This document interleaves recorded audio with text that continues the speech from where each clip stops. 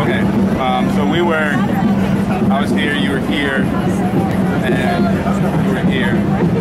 So just based on not knowing anything about what the quote, I would probably want my hands not behind my back. Yeah. I would want to not have to be like this.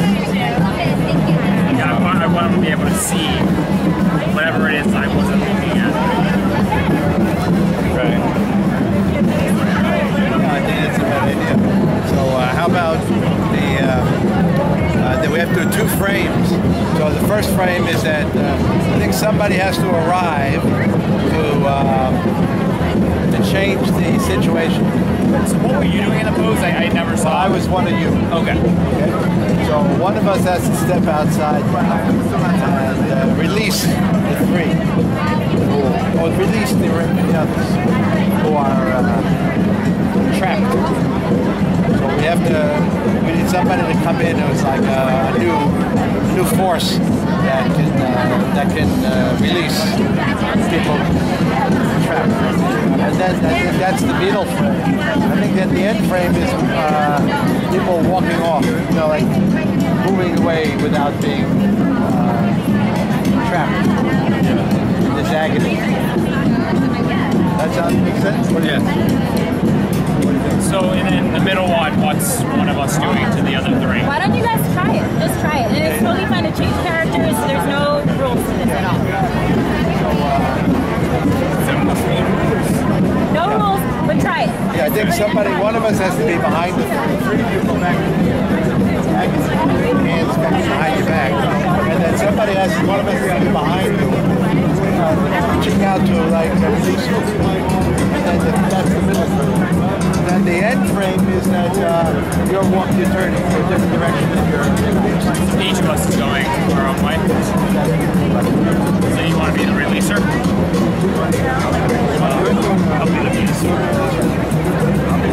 Right? Yes. So behind us, we're all tied up.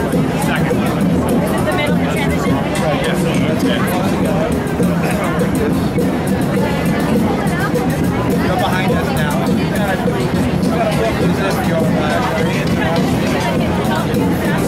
So maybe he shouldn't, sorry? Should he maybe have released one of us? Now he's working on the second one? Yeah. It's like this. It's like, be like this, reaching out, free of something. So I'll stand sideways. So, and then maybe one of you guys could look like you guys have been released somehow from the capture, and then the other 2, you're still kind of like, looking at me. Right, very good. That's excellent. Yeah. All right, I'll put my hands out, and the other 2 you turn towards our friend, right? Okay. Well, right now we have theater and Which one's gonna be the one that's like already? Okay. You think that's all right? Yeah. I'm just trying to figure out what my role is. That's all. Yeah, I'll stand aside.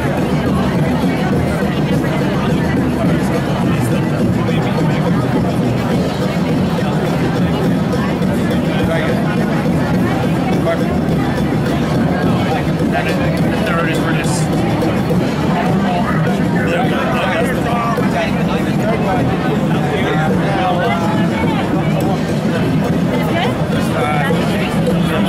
Kind of away from the season, probably more out that way, maybe. Because the audience is gonna be there.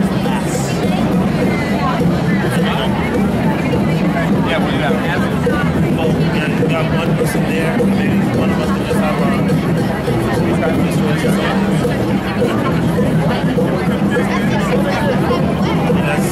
that's also the 3rd frame. How do you look like? What are you gonna put? Yeah.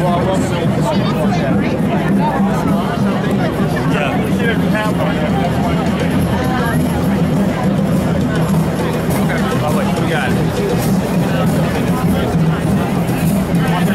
What's our grade? Spelling count? Yeah,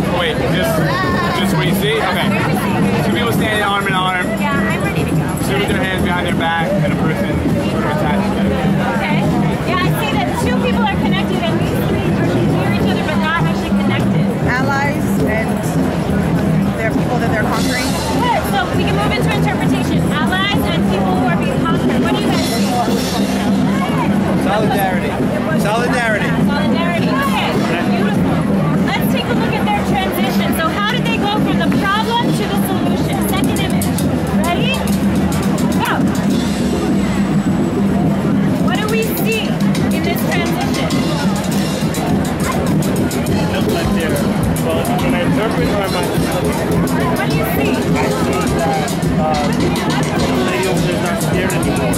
She's pushing away, and there was a young lady who was bowed down. Okay, so these two people have become empowered in some way. Right. What else do you see? And these two have become afraid. Interesting. Wow. All right, you can relax. Also surrender. And surrender. Interesting. How did that feel for you in your transitional period?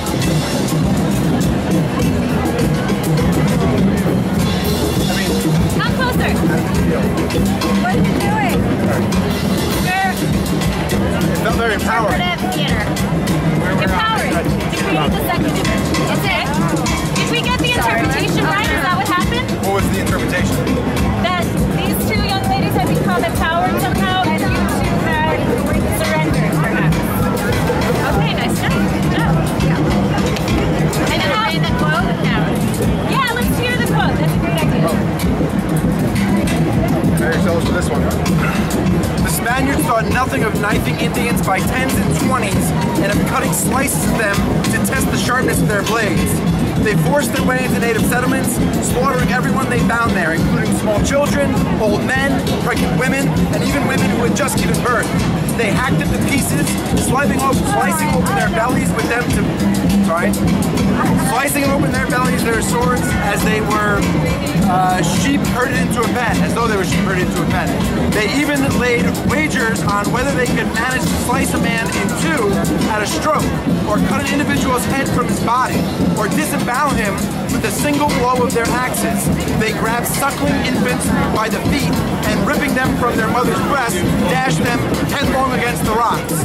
Others, laughing and joking all the while, threw them over their shoulder into the river, shouting, "Wriggle, you little perisher." They slaughtered anyone on their path. What's the source of that information? This is Bartolomé de las Casas' The History of the Indies. So that's an eyewitness account of some of the things that Columbus and his men did. Let's see the second group.